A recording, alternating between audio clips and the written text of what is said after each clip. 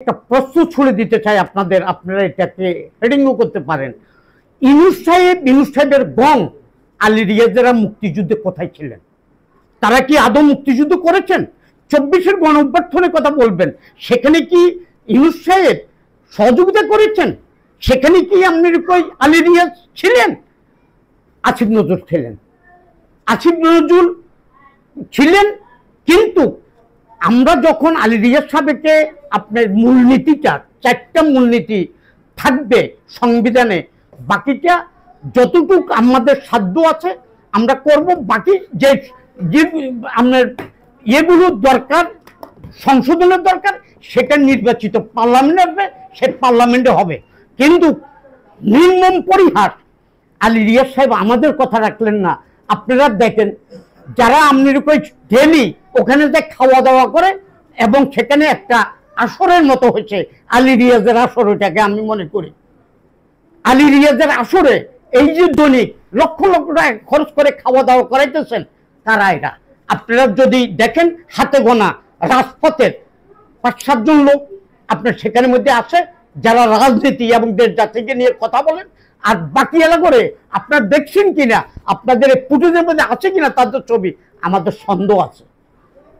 হয়রাত আমরা যারা ভাষা আন্দোলন থেকে শুরু করে পৃথিবীর ইতিহাসে নজিরবিহীন মাতৃভাষার জন্য প্রাণ দিছে, এটা একটি মাত্র দেশ, সেটা হলো বাংলাদেশ। পৃথিবীর ইতিহাসে নজিরবিহীন, যেখানে মধ্যে আপনার একটা কমান্ডে আপনি জিয়াউর রহমান যখন কালুঘাট বেতার কেন্দ্রের থেকে স্বাধীনতার ঘোষণাটা করেছেন, আমরা প্রত্যেকে, আপামর জনগণ, আবার বৃদ্ধ ভনিতা, আমরা প্রত্যেকে ঝাঁপিয়ে পড়েছি। মা সেদিন বাধা দেয় নাই, বাবা কোথায় যাস, অনিশ্চিত দেশে চলে গেছি। আমার পায়েও একটা গুলির দাগ এখনো আছে।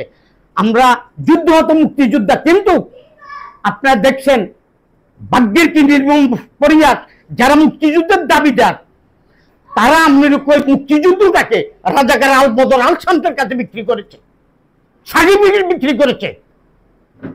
নাইলে 3 জন মন্ত্রী নাবালক, তারা আমাদের পরে আবার সংশোধন করছে, তাদেরকে সার্টিফিকেটটাকে দিচ্ছে, হাসিনা দেয়নি।